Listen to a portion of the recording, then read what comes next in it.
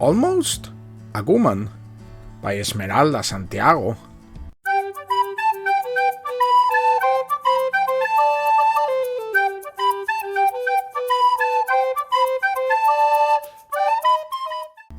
Born in the neighborhood of Villa Palmeras in Santurce, Puerto Rico in 1948, Esmeralda grew in a rural sector of the town of Toa Baja.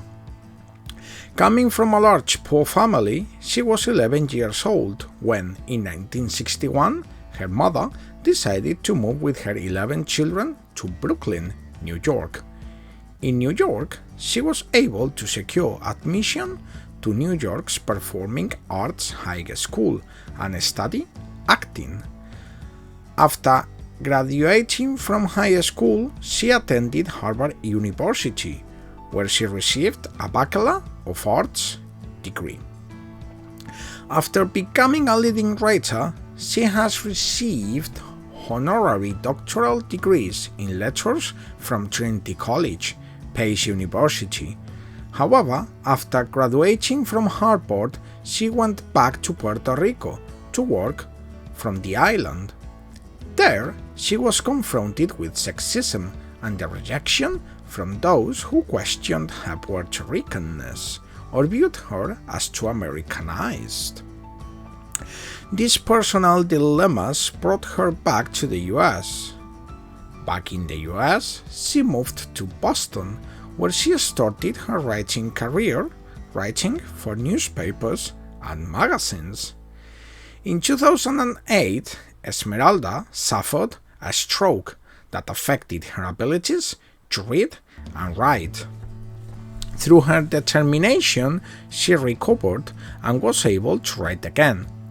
Although Esmeralda writes mainly in English, she has participated in the translation of some of her novels into Spanish.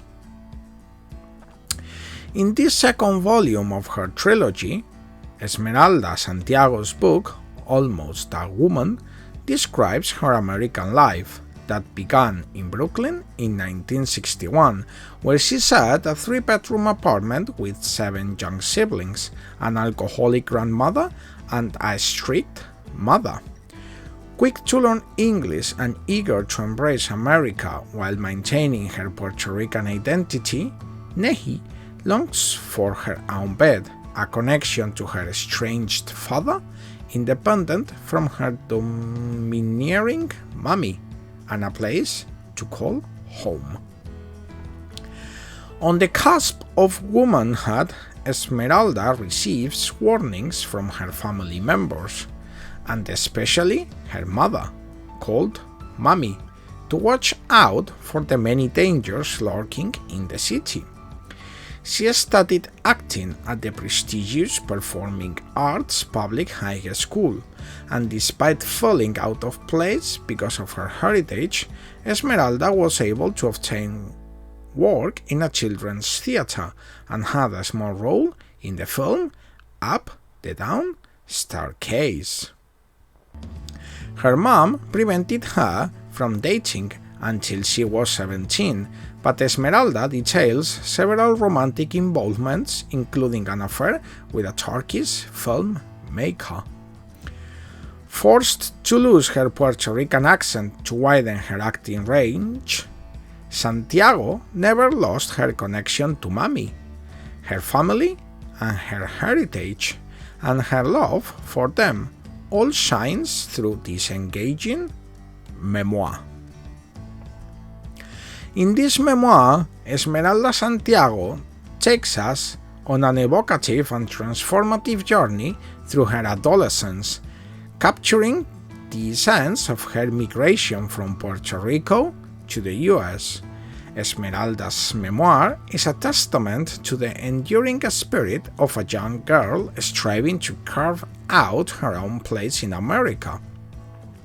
In this second volume of her trilogy, Almost a Woman, Esmeralda chooses to acculturate, adding a new culture without renouncing the one she was raised in, rather than to assimilate.